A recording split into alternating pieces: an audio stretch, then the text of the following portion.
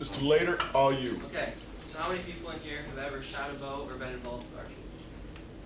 Alright, cool. So, well, today I'm here to show you a couple basics on how to shoot a bow and how to be accurate when shooting a bow. So, I started in the outdoors at a very young age.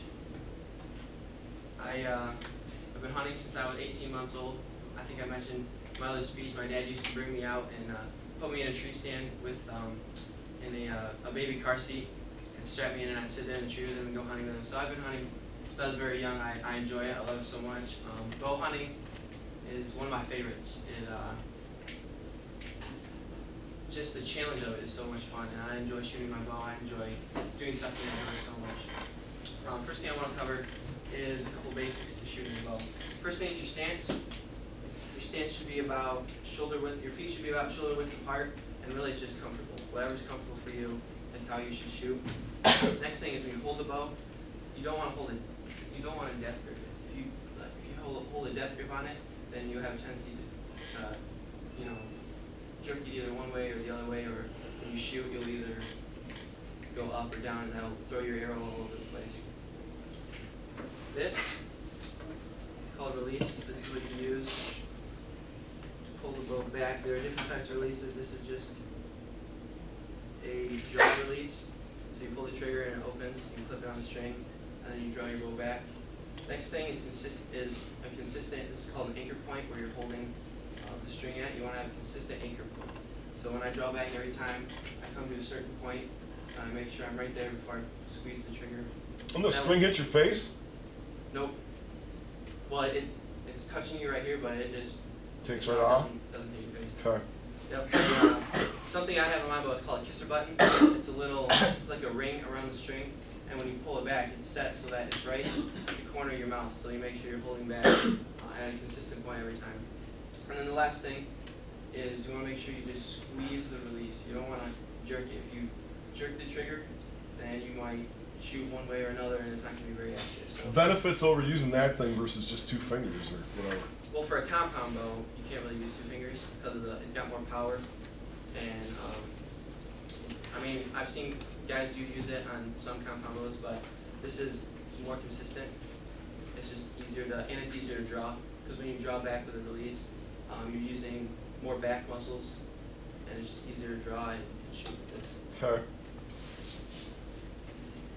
Alright, now I'm going to move on to showing how to be accurate and get your bow to hit where you want it to. So in this example, I used my sister. I was going to do it myself, but I couldn't shoot a bow for a little while because I was out of commission. But anyways. How's the hand doing? Good. It's healed up. Don't really need it wrapped anymore, so it's getting better.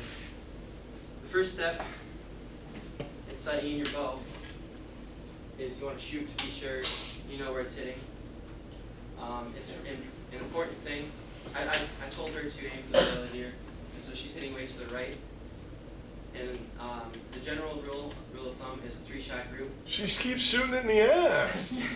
Yeah, a 3-shot group really gives you a good idea of where your bow is hitting, and so you know how you can adjust your pins. So like, as you can see here, she shot 3 times and I'll hit her in the butt, or hit the deer in the butt. This tool is a tool that's very, very easy to use, very cool to use for your bow. As you'll see in a second,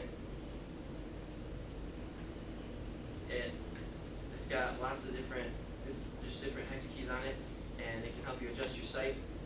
Those are the pins that you use, and you can see that screw there is when you adjust for when you move up and down. That screw right there is when you want to move your pins left or right, and then you can adjust each individual pin however you want to. So since she was shooting to the right, I took this and I used this key, and it's really easy. You just loosen the screw and then slide it over either left or right, whichever way you want to go. And since she was hitting to the right, when you're shooting in a bow, you want to basically chase wherever your shot hits. So if you hit to the right, you move your pins to the right. If you hit to the left, you move your pins to the left, because if I'm hitting to the right and moving to the right, then that means I have to bring my bow back left to hit where I want to. Does that make sense, everybody? Mm-hmm. And same thing for up and down. If I'm hitting up, I move my pins up, down, I move them down. So that's really simple. You just unscrew it, loosen it up, and then slide it over.